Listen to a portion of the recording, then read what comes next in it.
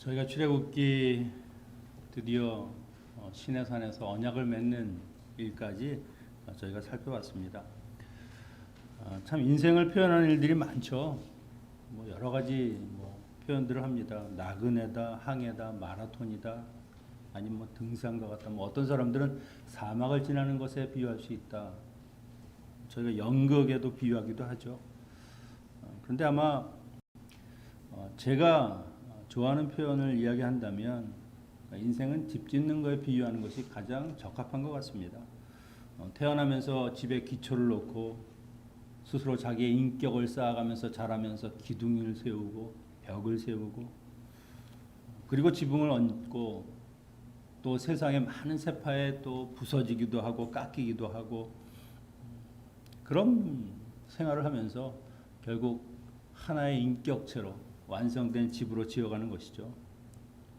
그리고 이제 인생의 노년기에 접어들면 그 집안을 아름답게 장식하고 누가 봐도 참 멋진 집이다 그렇게 할 만큼 그런 아름다운 집을 짓는 과정이 인생과 같다고 이야기할 수 있습니다.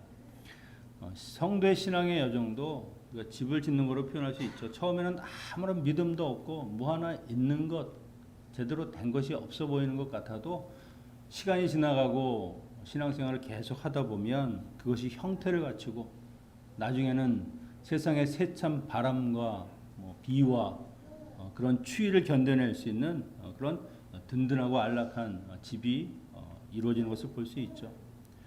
바로 이것이 성령으로 성화되어가는 인생, 특별히 신앙인의 모습이라고 할 수 있습니다. 오늘 본문은 성소에 관한 이야기입니다. 다른 말로 하면 성막이죠. 성막을 짓는 이야기를 소개하고 있습니다.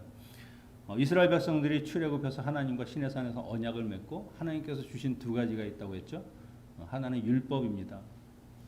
이 정도의 법은 지켜야 그래도 하나님과 언약 맺은 하나님의 백성이라고 할 수 있다. 최소한 10계명으로 대표되는 이 율법을 지켜라. 그 다음에 바로 오늘 이야기하는 성막입니다. 성막. 하나님과 시내산에서 언약 맺었다는 증표로 그들에게 성막을 짓도록 명령하시는 것이죠. 출애굽기 이야기는요. 출애굽만 하는 이야기가 아닙니다. 원래 이 1장에서 40장, 그 중에서 25장에서부터 이제 40장까지 중간에 그들이 금송아지 사건 3장을 빼면 약 13장 정도가 성막을 짓는 일에 대한 이야기를 소개하고 있습니다. 전체의 3분의 1. 그만큼 이 성막을 짓는 것이 얼마나 중요한가 하는 것을 말씀하고 있는 것이죠. 물론 앞에 이적과 또 기적을 통해서 출애굽하고 또 홍해를 건넌 일들 그런 걸 보면 드라마틱하죠. 감동적이고 정말 하나님은 멋지시다. 그런데 막상 성막의 이야기를 들어가면 숫자에 딱딱한 치수의 재료에 그냥 입안에 까끌까끌한 것처럼 그렇게 읽기 어려운 부분이 바로 우리가 성막이라고 생각할 수 있습니다. 그런데 분명한 것은요.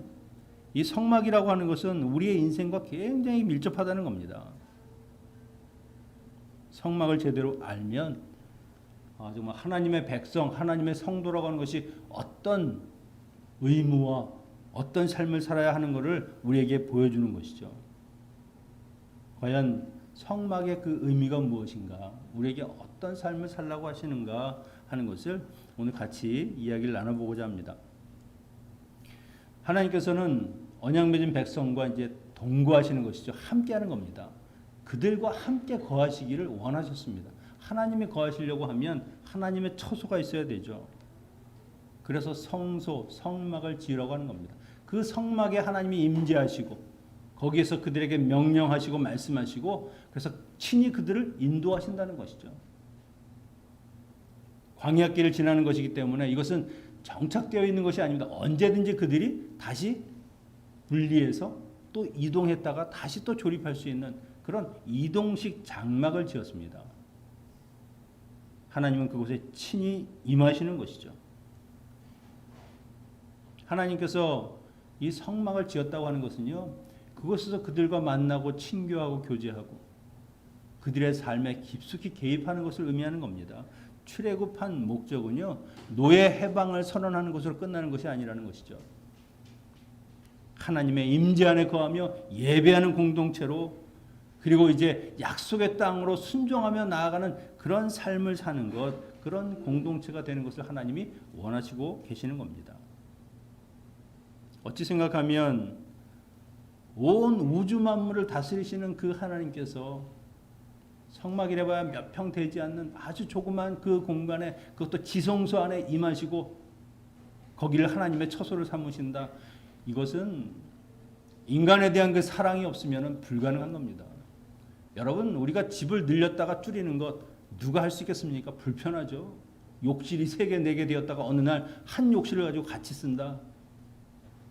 하나님은 그 일을 능히 하시더라는 것이죠. 인간을 사랑하니까. 온 우주 만물이 내 집이 되어도, 내 거처가 되어도 부족한데 그 조그만 장막 안에 하나님이 거하시겠다고 하는 것은요, 우리 인간에게는 어마어마한 축복이라고 하는 겁니다. 성막이 놓이는 위치를 보면 이스라엘 진영의 중심입니다. 나중에 배치를 보면 약 동서남방에 3지파씩 12지파가 서고, 그리고 성막이 그 중심에 섭니다. 하나님이 중심이 되고 하나님이 우리의 인생의 가운데 계시게 되면 우리는 광야 같은 길이라도 능히 갈 수 있다는 것이죠. 어떤 환난과 역경을 만난다 할지라도 하나님이 함께 하시는 한 우리는 능히 그 광야를 승리하는 것으로 마무리할 수 있다는 겁니다. 성막의 의미를 바르게 알려면 우리가 성막의 변천사, 성막이라고 하는 것이 어떻게 시작해서 어디로 가는가 하는 것을 좀 생각해 봐야 됩니다. 하나님 함께 하시는 임재라고 하는 측면에서 보면 이 성막의 시작은 바로 에덴 동산입니다.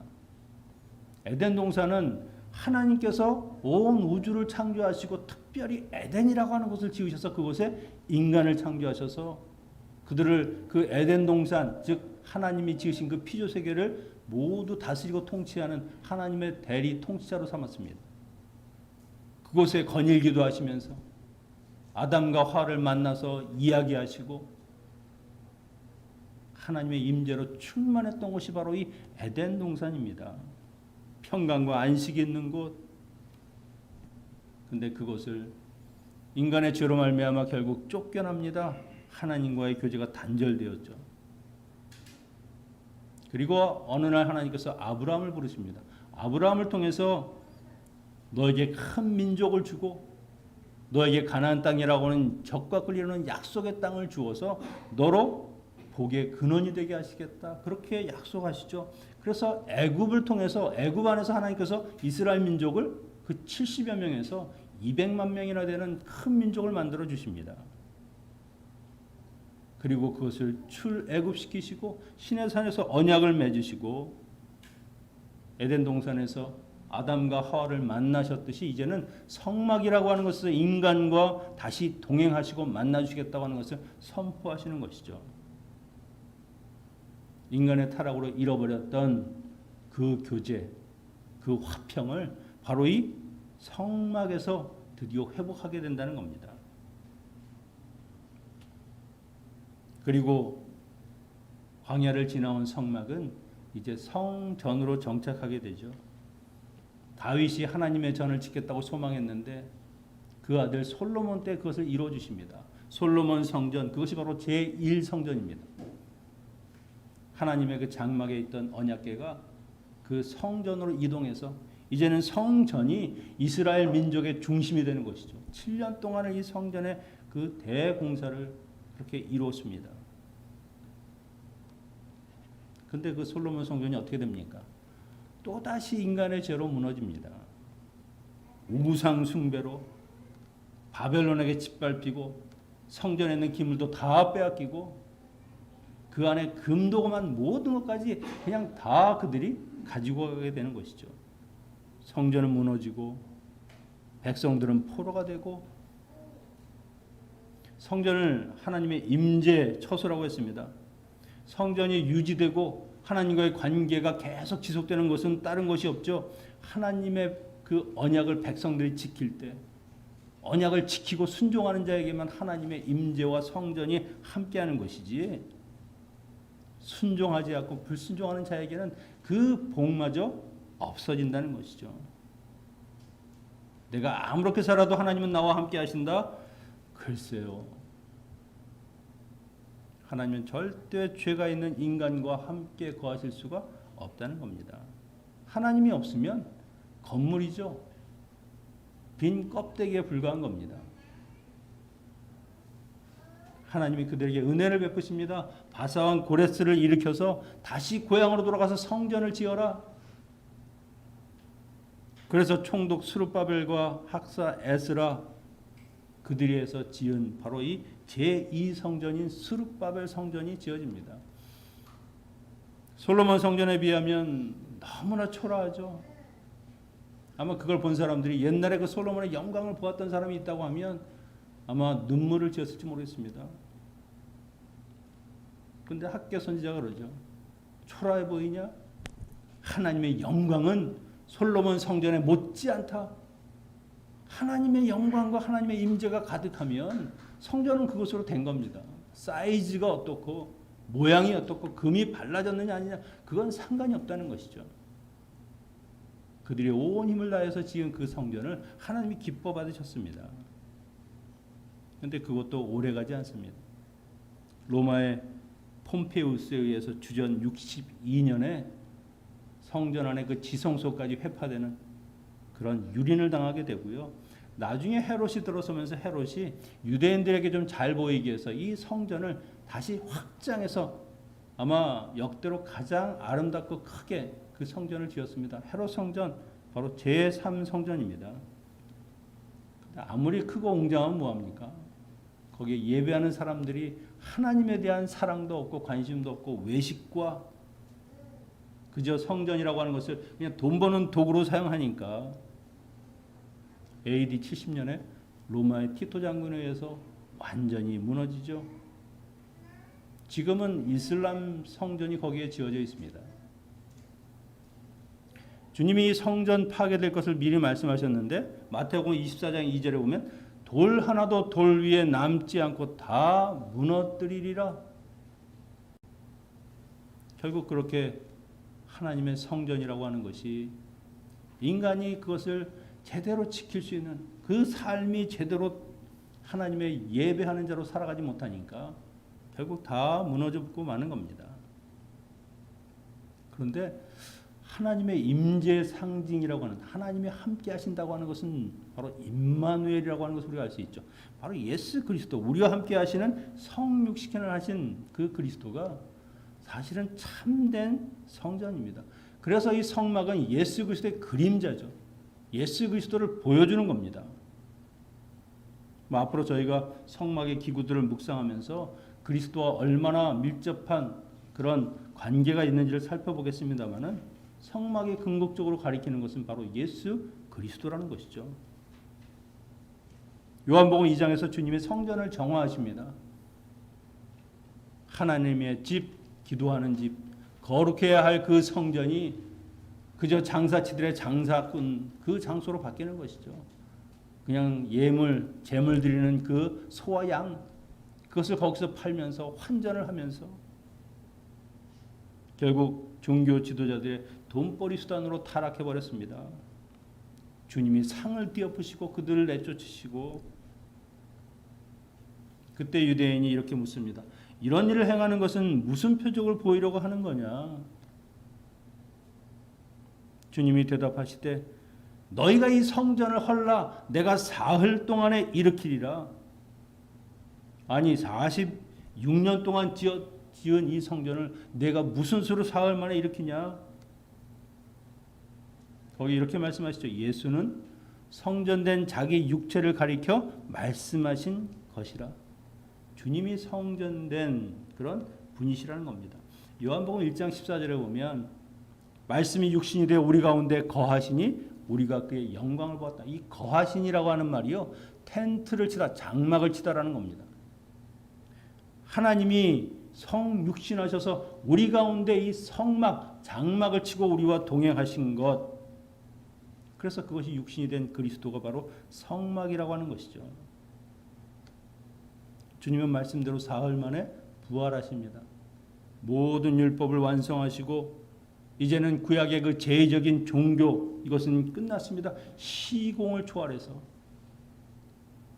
신령과 진정으로 예배하는 자 그들을 참 예배자로 삼으시고 하나님이 그들과 함께 하시는 성령님이 내주하시는 그런 놀라운 일들이 벌어지게 되는 것이죠. 여러분 성도가 진정으로 예배하는 것 장소에 상관이 없습니다. 오직 예수 그리스도를 알고 그분을 삶의 구세주로 믿고 영접할 때 그분만을 높일 때 그것이 예배가 되는 것이죠.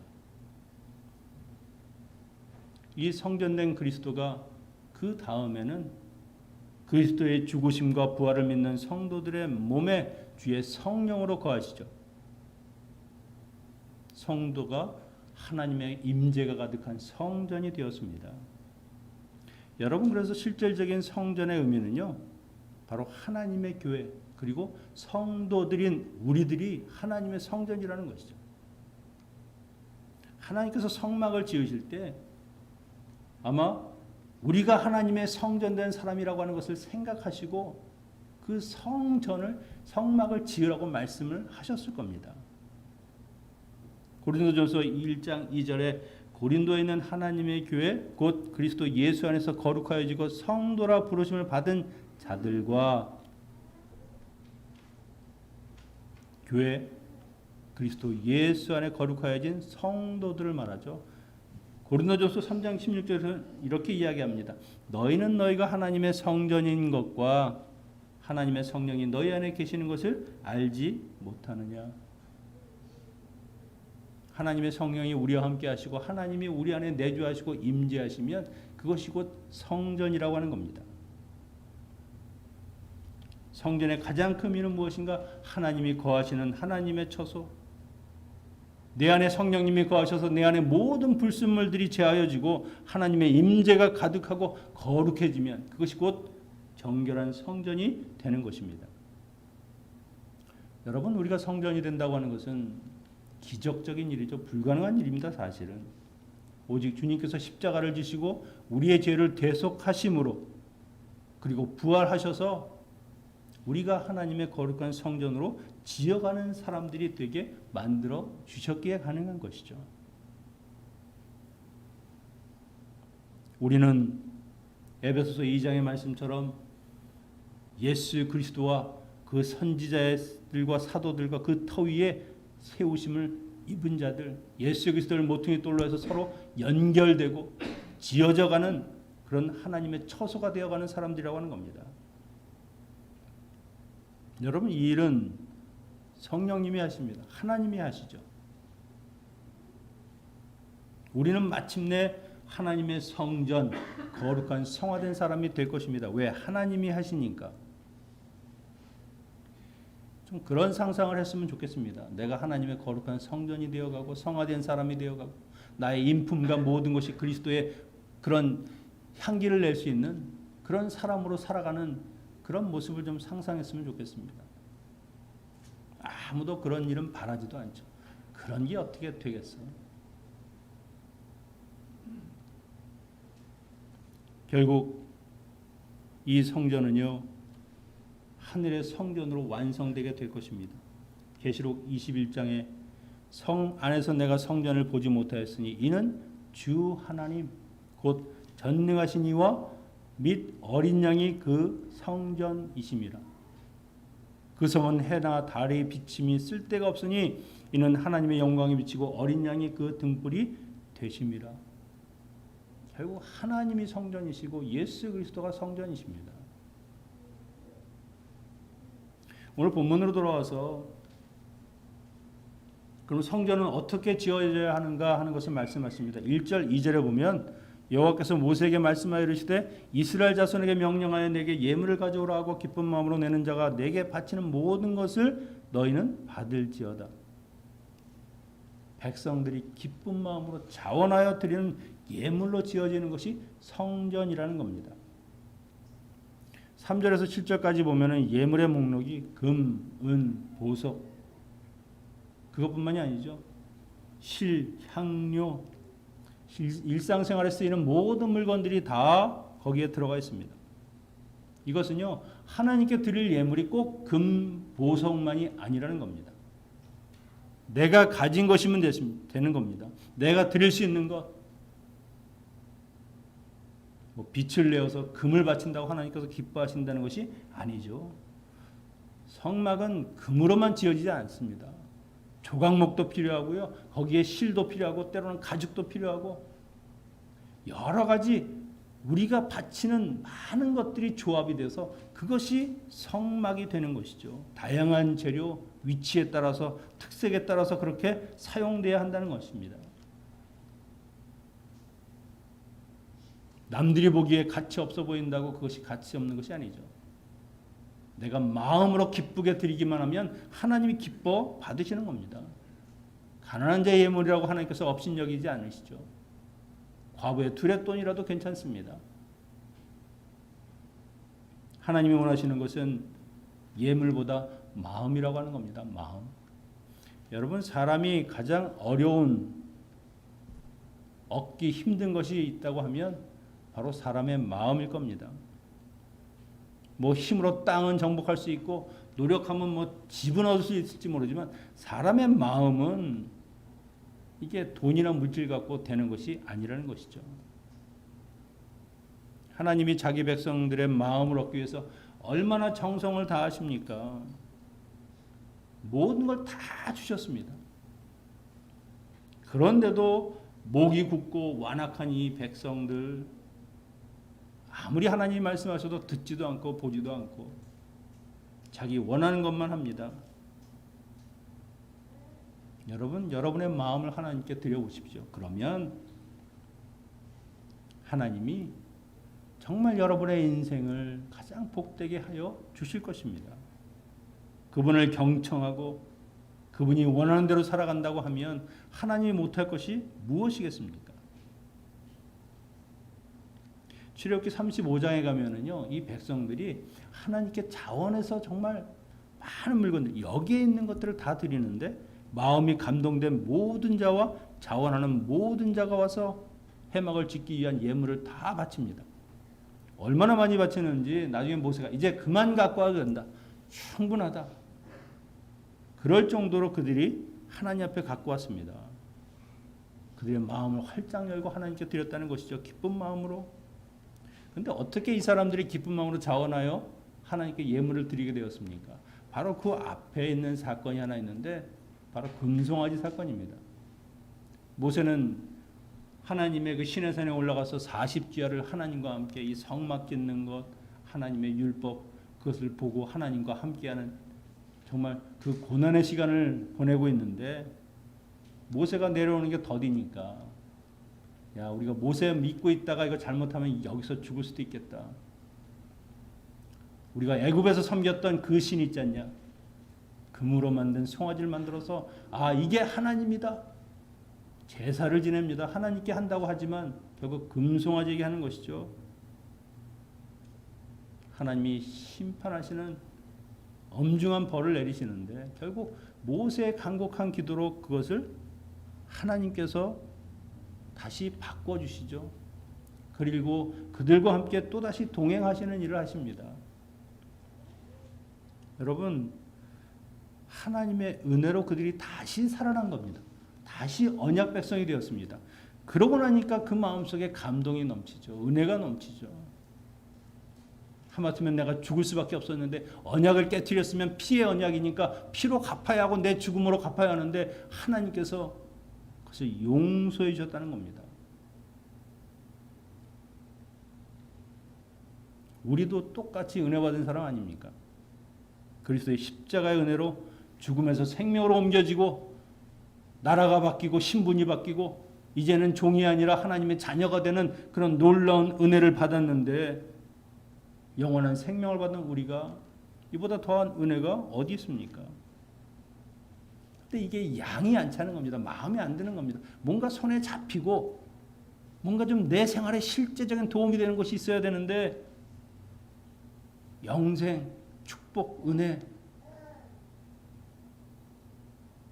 거기에 별로 마음이 가지 않는 겁니다. 이게 문제죠. 이 은혜가 깨달아진 사람만 하나님께 기쁨으로 드리고 내 생명을 다 드려도 아깝지가 않은 겁니다. 그래도 갚을 수가 없으니까. 은혜로 하는 사람, 하나님이 그런 사람들의 그 헌신을 기뻐 받으신다는 것이죠. 어느 유명한 작가가 있었는데 제가 아무리 찾아도 그 이름이 생각이 안 나요. 그럼에도 불구하고 라고 하는 그런 내용의 책을 썼는데 그걸 읽으면 사람들이 진짜 감동을 하고 아 맞다. 그래 그럼에도 불구하고 하나님께서 날 사랑하시고 하나님께서 날 도우시지. 근데 정작 자기 아내가 돈 때문에 아니면 다른 일 때문에 화가 나서 늘 불평하고 원망을 하면 남들은 감동시켰던 이 작가가 그래도 잘 이해하도록 설명하고 돈보다 더 중요한 게 있단다. 그러면 그 아내가 감동해서 눈물을 흘리면서 그래 맞아요. 며칠 가면 또 마찬가지로 원망과 불평을 하고 남편 탓을 한다는 겁니다. 그것이 인간의 마음이죠. 오래가지 않습니다.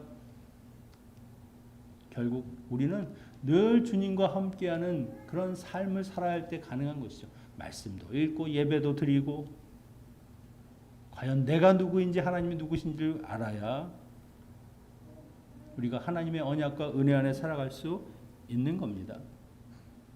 그리고 이런 예물과 헌신을 드리는 것은요. 하나님이 사람을 통해서 일하시기를 원하신다는 것이죠. 하나님의 금이 없습니까? 은이 없습니까? 은도 내 것이요 금도 내 것이요. 온 우주 만물이 하나님의 것입니다. 성막을 지어라.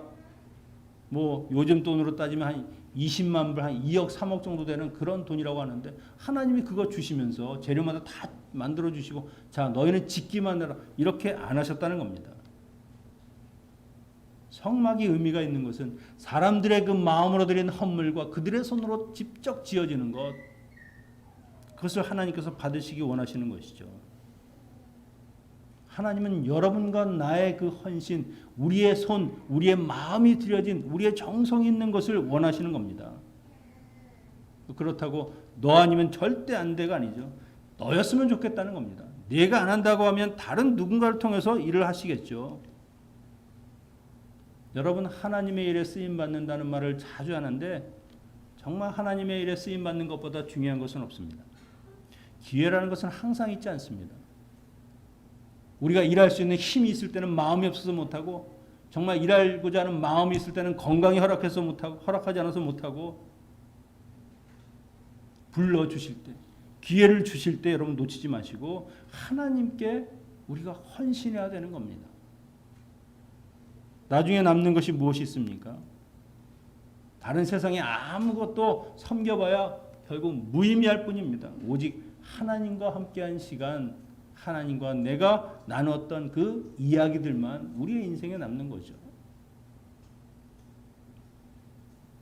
저는 하나님의 일을 맡은 청지기들과 같은 우리 직분받은 사람들 아니면 하나님의 교회를 섬기는 분들이 정말 소중하다고 생각합니다.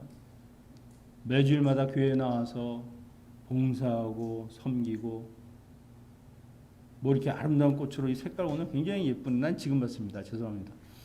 최명기 유사님 매주마다 나오셔서 이거 한 땀 한 땀 찬양으로 영상으로 섬기시는 분들 다 섬기시는 분이죠. 안내도 하고 또 기도도 하고 악기도 하고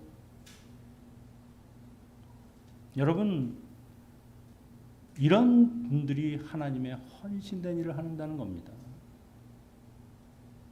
저는 매주 금요일, 토요일 새벽 일하고 나서 얼마나 몸이 힘듭니까? 지치고 그런데도 그 몸을 끌고 와서 하나님께 예배를 드리고 저도 기쁜데 하나님은 얼마나 기쁘시겠습니까? 그런 예배를 하나님께서 기뻐 받으시겠죠. 하나님께 예배하는 것은요.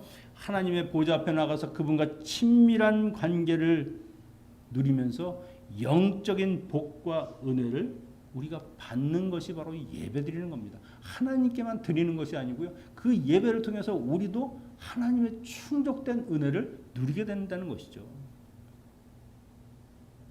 나에게 가장 큰 기쁨과 복이 되는 것은 무엇이냐? 하나님께 내 시간을 드리는 것, 나의 마음을 드리는 것, 여러분 그것을 잊지 마십시오. 그리고 성막을 지을 때 중요한 것 또 하나가 있습니다. 바로 하나님이 원하시는 대로 지으라는 것이죠. 8절 9절에 보면 내가 그들 중에 거할 성소를 그들이 나를 위하여 짓되 무릇 내가 내게 보이는 모양대로 장막을 짓고 기구들도 그 모양을 따라 지을지니라. 하나님께서 정하신 대로 내 뜻, 내 마음대로 하지 말라는 겁니다. 너의 생각은 중요하지 않다. 크기와 방법까지 아주 세밀한 치수까지 그대로 다 이야기를 해주셨습니다. 성막은 하나님께서 거하시는 곳입니다. 하나님의 집입니다. 하나님이 원하시는 대로 지어야죠.